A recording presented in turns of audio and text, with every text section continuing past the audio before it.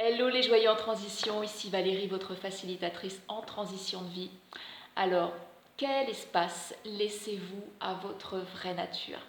Elle est vraiment importante cette question et j'aimerais qu'on s'attarde dessus un instant. Je vais vous proposer deux choses à faire justement pour accueillir, pour reconnaître votre vraie nature.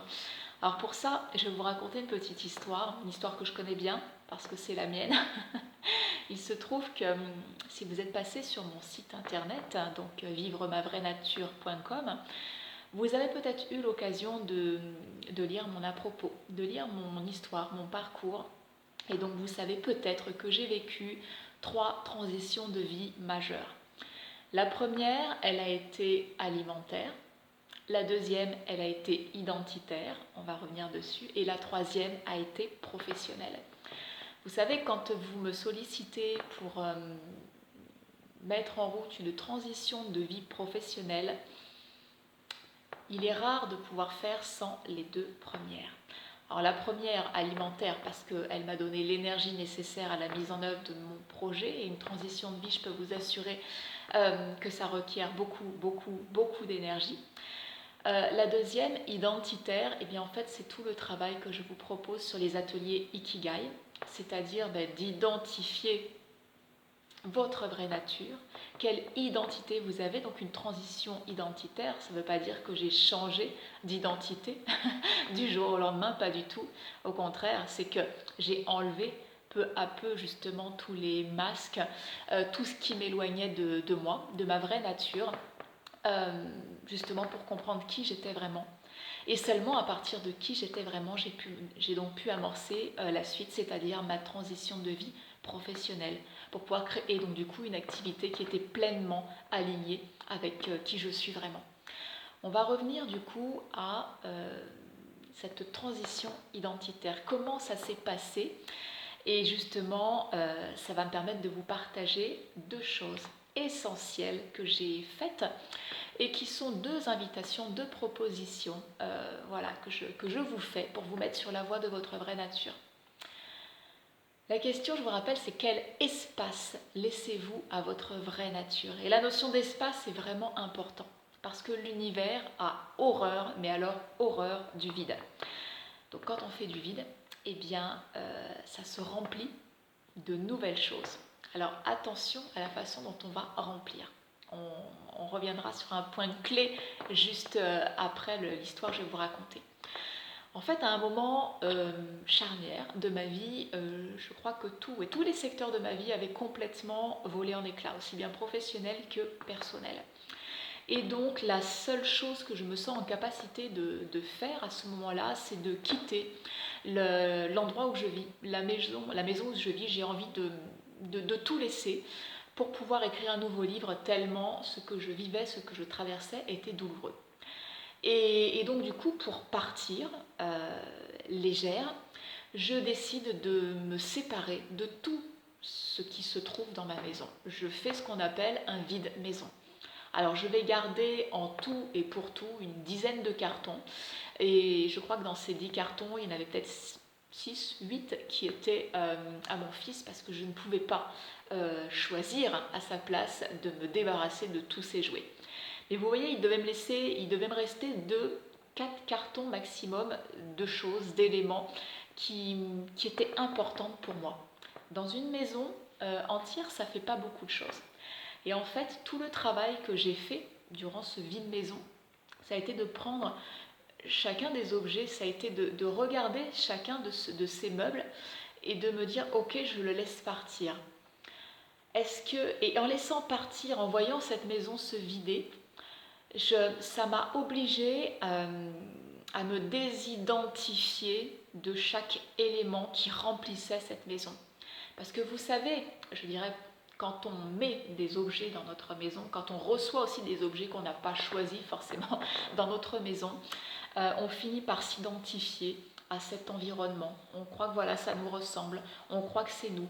Et me désidentifier finalement de tous les objets qui se trouvaient chez moi et de me retrouver dans une espèce de grand vide, quelque part, ça m'a obligée à me confronter à moi-même, c'est-à-dire juste à ce qui restait. Et en me désidentifiant donc du coup de l'objet, je me suis dit, bah, si l'objet n'est pas moi, qui je suis vraiment?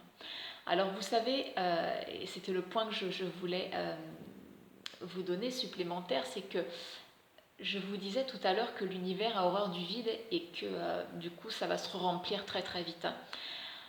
Attention à ce que vous allez mettre justement dans ce grand vide. On a la fâcheuse tendance à avancer quotidiennement en se répétant des choses comme il faut que, je dois. Toutes ces obligations finalement que le quotidien, la société, la bienséance nous obligent à faire. Alors qu'on pourrait plutôt essayer de se dire, eh bien non, il ne faut pas que ou je ne dois pas faire ceci ou être ceci, je choisis de, je choisis d'être, je choisis de faire. Et là, du coup, je vais remplir cet espace vide, du coup, d'éléments, donc là, en l'occurrence, d'objets, de nouveaux objets, de nouveaux meubles peut-être, qui me ressemblent véritablement. Donc faire du vide chez soi, c'est important et c'est une piste qui est intéressante en effet pour pouvoir rencontrer sa vraie nature. Les désencombrements maison, c'est quelque chose que j'ai fait à répétition et c'est un travail qui est juste merveilleux. On peut également faire du vide en soi, pas que chez soi, mais faire du vide en soi.